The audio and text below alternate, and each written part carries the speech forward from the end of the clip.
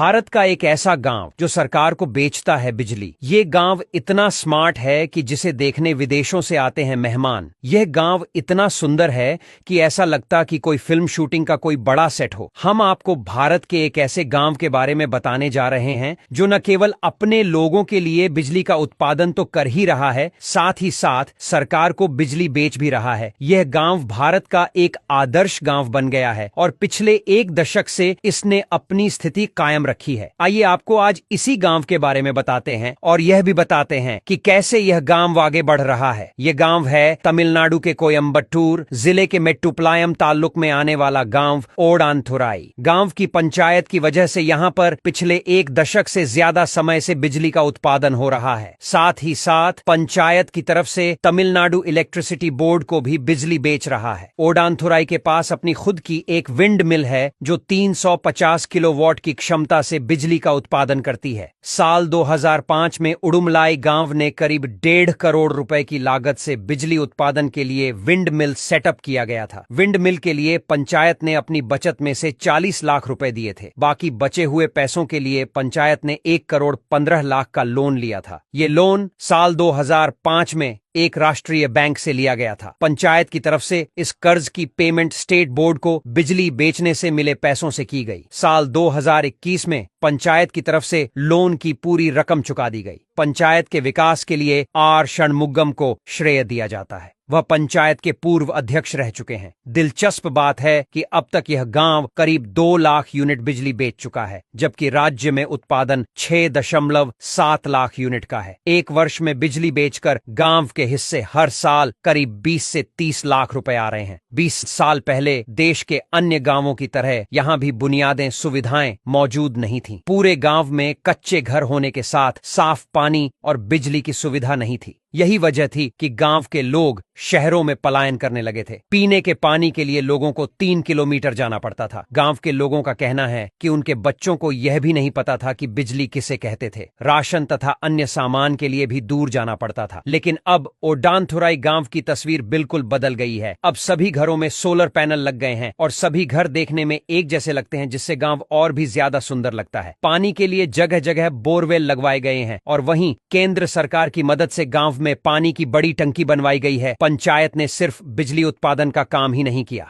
राज्य सरकार की ग्रीन हाउस स्कीम के तहत यहां पर अब तक 900 ज्यादा घरों का निर्माण भी कराया जा चुका है। ये घर उनके मालिकों को भी सौंपे जा चुके हैं। षणमुगम को 1996 से 2006 तक हर बार गांव की जनता ने उन्हें चुना था। वह सिर्फ 10वीं पास हैं और इससे लोगों को कोई फर्क नहीं पड़ा। तमिलनाडु का यह वो गांव है जिसे देखने विदेशों से लोग आते हैं। इसके अलावा कॉलेज के प्रोफेसर और कई IAF ऑफिसर्स भी गांव को देखने आते हैं। ऐसे और गांव का विकास करने के लिए क्या क्या उपाय किए जा सकते हैं और आप इस गांव से कितने प्रभावित हुए, कमेंट में हमें जरूर बताएं और हमारे पेज अनजान फैक्ट्स को फॉलो करें और इस वीडियो को लाइक और शेयर करके हमें भी सपोर्ट करें ताकि ऐसी ही वीडियोस हम आपके लिए लाते रहे। धन्यवाद।